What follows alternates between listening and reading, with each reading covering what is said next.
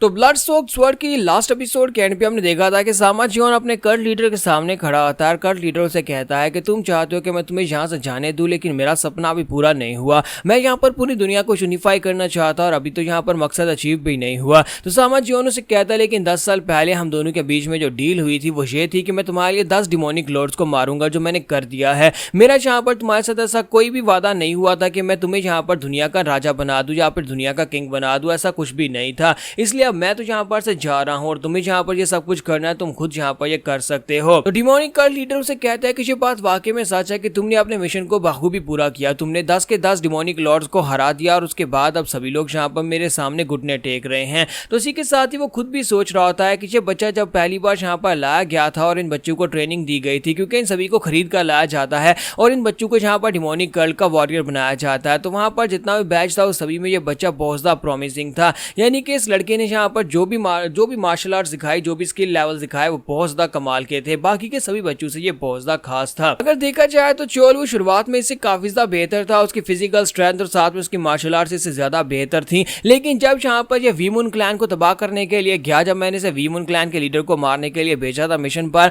तो वहां पर से वापस आने के बाद इसका ऑरा पूरी तरह से चेंज हो गया। वापस आने के बाद ऐसा लगता है जैसे कि ये स्क्वाड का कैप्टन और चोल और बाकी के सभी लोग इसके सामने कुछ भी नहीं है। लेकिन खैर मेरे लिए तो अच्छा ही रहा, मैंने इसे अपना राइट हैंड मैन बनाकर अपने सारे के सारे दुश्मनों को ठिकाने लगवा दिया। अभी इस लड़के के मुझे छोड़कर चले जाने के बाद मुझे काफी ज्यादा नुकसान का सामना करना पड़ेगा, क्योंकि एक बहुत ही पावरफुल वॉरियर मेरी साइड के ऊपर से चला जाएगा। लेकिन मैं क्या करूं, इस लड़के के साथ एक वादा किया था। तो इसी के साथ ही हमारा सामा जियोन उसे कहता है कि प्लीज मुझे माफ करना, लेकिन अब मुझे यहाँ पर से जाना होगा। तो डीमन लॉर्ड उसे कहते तुम ये कहना चाहते हो कि तुम्हें वाकई में यहाँ से जाना है? तुमने इतनी मेहनत के साथ अपने रैंक्स को कमाया और उसके बाद तुम यहाँ पर सब कुछ छोड़कर वापस जाना चाहते हो? तो डीमन लॉर्ड उसे कहता है कि मैं यहाँ पर कोई इतना भी क्लिंग इंसान नहीं हूँ कि तुम्हारे जैसे एक होनहार लड़के को यहाँ पर अपने पास बांध कर रखूं। जो वादा किया था उस वादे को पूरा करूंगा। तुम्हारे कंट्रीब्यूशंस का बहुत बहुत शुक्रिया डिमोनिक कल्ट के लिए, जो कुछ भी तुमने किया उसके लिए तुम्हारा शुक्रिया। ठीक है, अब तुम जा सकते हो। तो सामा जियोन उसकी बात सुनने के बाद कहता है कल्ट लीडर आपका शुक्रिया, और साथ ही वहां से पीछे की तरफ मुड़ जाता और कहता है कि अपना ध्यान रखना। जब किसी के साथ ही कल्ट लीडर का एक साथी जो था अपनी तलवार निकालता और कहता है कि तुम्हारी हिम्मत कैसी हुई यहाँ पर कल्ट लीडर को अपनी पीठ दिखाकर जाने की,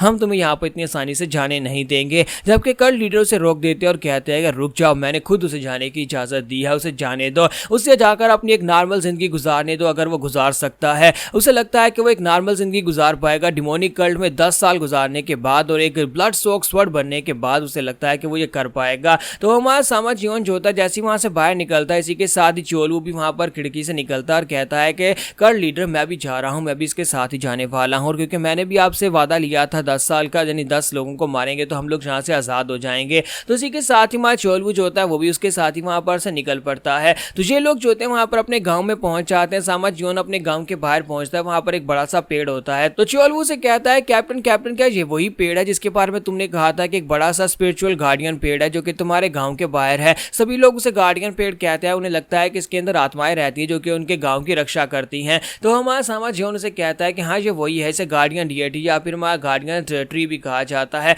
मैं बचपन में इस ट्री के ऊपर आया करता था और यहाँ पर सारा दिन इस ट्री के साथ खेलता रहता था, कभी इसके ऊपर चढ़ जाता और कभी इसके नीचे बैठ जाता था। मैं अपने छोटे बहन भाइयों के साथ इसी पेड़ के नीचे ही खेला करता था और मुझे लगता है कि फाइनली मैं अपने गाँव में वापिस आ गया हूँ। 10 साल गुजरने के बाद आज मैं फाइनली अपने गाँव आ ही गया हूँ। तो चोलू से कहता है कि हाँ मुझे लगता है कि टाइम तो बड़ी तेजी के साथ गुजर गया कैप्टन, लेकिन खैर अब यहाँ पर हम लोग वापस आ गए हैं, तो चलो जाकर तुम्हारी फैमिली से मिलते हैं। तो जैसे ये लोग उस पेड़ को छू रहे होते हैं, इसी के साथ साइड के ऊपर से 3 बच्चे निकल कर आते हैं और उनसे कहते हैं कि तुम लोग यहाँ पर क्या कर रहे हो? बाहर वालों को हमारे इस पवित्र पेड़ को हाथ लगाने की इजाजत नहीं है, इसलिए तुम लोग यहाँ पर इस पेड़ को बिना इजाजत के हाथ नहीं लगा सकते, सिर्फ इस गाँव के लोग इस पेड़ को हाथ लगा सकते हैं। तुम्हारा सामा जियोन उनसे कहता है कि मैं कोई बाहर वाला नहीं हूँ, मैं तो पीच ब्लॉसम गाँव से ही हूँ, तुम लोग भी पीच ब्लॉसम गांव से हो ना? तो ये बात सुनने के बाद बच्चे उसे कहते हैं क्या तुम हमारे गांव के बारे में जानते हो? सामा जियोन उनसे कहता है कि हाँ मैं तुम्हारे गांव के बारे में क्यों नहीं जानता हूँ, क्योंकि मैं भी इसी गांव में पैदा हुआ था, मैं इस गांव में रहा करता था और उसके बाद कुछ वक्त के लिए बाहर चला गया था। जब मैं छोटा बच्चा था मैं अपने बहन भाइयों के साथ इसी पेड़ के पास आकर खेला करता था। तो ये बात सुनने के बाद वो लड़का जो होता है वो तो हैरान होता है, लेकिन उसके साथ जो छोटी लड़की होती है वो और भी हैरान हो रही होती है। तो सामा जियोन उनसे कहता है कि वहां पर साइड के ऊपर नॉर्थ की तरफ एक छोटा सा पॉन्ड है और पर उसके पास गाँव के पास बाहर एक छोटा सा घर है, वो घर मेरा है। उस घर के अंदर मैं और मेरी फैमिली रहा करते थे। तो ये बात सुनने के बाद वो लड़का उसे कहता है क्या वाकई में? तुम्हारा सामा जियोन कहता है कि हाँ वाकई में। जब किसी के साथ ही वो लड़की उसे कहती है कि अपनी बकवास बंद करो, तुम झूठ बोल रहे हो, तुम लोग यहाँ पर शायद हमें लूटने के लिए आए हो। तो सामा जियोन कहता है कि नहीं, मैं झूठ नहीं बोल रहा। तो वो लड़की उसे कहती है तुम यहाँ पर आदू के घर को अपना घर क्यों कह रहे हो? वो तो आदू का घर है, आदू वहां पर रहता है। तो मुझे नहीं लगता कि आदू का कोई बड़ा भाई है जो कि तुम्हारे जैसा दिखता हो। तुम दोनों तो बिल्कुल चोर चक्कू की तरह दिखाई देते हो और उसका तो यहाँ पर वैसा कोई बड़ा भाई है नहीं। तो ये बात सुनने के बाद हमारा चोल भी कहता है ये बच्चे तो हमेशा यहाँ पर चोर उचक्का कह रहे हैं। जब किसी के साथ लड़का उसे कहता है कि तुम यहाँ पर इन अंकल्स के साथ इस तरह की बात क्यों कर रही हो, तो वो लड़की उसे कहती है कि तुम्हें इनके बारे में नहीं पता। इस तरह के अगली फेस वाले अंकल आदू के अंकल तो बिल्कुल भी नहीं हो सकते, ना ही उसके ब्रदर हो सकते हैं। मुझे लगता है कि ये कोई लुटेरे हैं जो कि यहाँ पर हमारे गाँव को लूटने के लिए आए हैं।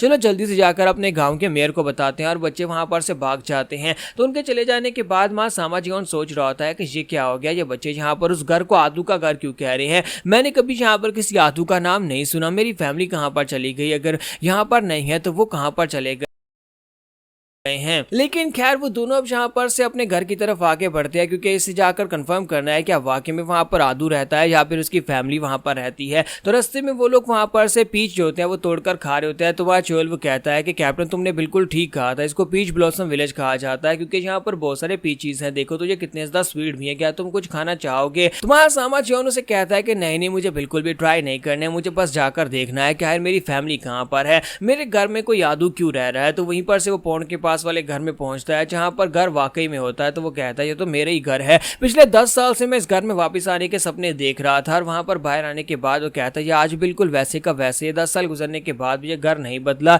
तो चोल उसके पास आता है, उसे कहता है कैप्टन क्या वाकई में ये तुम्हारा घर है? तुम्हारा सामा जियोन उसे कहता है कि हाँ ये मेरा घर है। जैसे वो आगे बढ़ने लगता है इसी के हिसाब से पीछे से आवाज आती है। तो गाँव वाले इकट्ठे होकर वहां पर आ जाते हैं। तो बच्चे गाँव वालों को लेकर आते हैं। वो सभी लोग अपने साथ हथियार भी लेकर आए होते हैं और उनसे कहता है कि रुक जाओ, तुम लोग कौन हो और यहाँ पर इस घर के अंदर क्यों घुस रहे हो? तो वो लड़की जो होती है वहां पर खड़ी होती है और गुस्से के साथ उन्हें घूर रही होती है। तो जो गांव का मेयर होता है वो उनसे कहता है कि तुम लोग यहाँ पर आदू के घर में क्यों जा रहे हो? क्या तुम लोग आदू को जानते हो जहाँ पर उसके साथ तुम्हारा कोई काम है? तुम लोग यहाँ पर अंदर क्यों जा रहे हो? तो वहां सामा जियोन उनसे कहता है कि ये घर आदू का कैसे हो सकता है? ये घर तो मेरा है, ये मेरी सामा फैमिली का घर है। हम लोग तो अपने एंसेस्टर्स के समय से इस घर में रह रहे हैं और ये प्रॉपर्टी भी हमारी सामा फैमिली की है। तो अंकल उसे कहते हैं कि लड़के तुम हो कौन? तुम्हारा सामा जियोन उसे कहता है कि मुझे लगता है कि मैं शायद आपको जानता हूँ, मिस्टर जैंग। क्या आप मिस्टर जैंग ही है ना? तो वो उसे कहता है हाँ मैं मिस्टर जैंग हूँ, मैं इस गाँव का चीफ हूँ।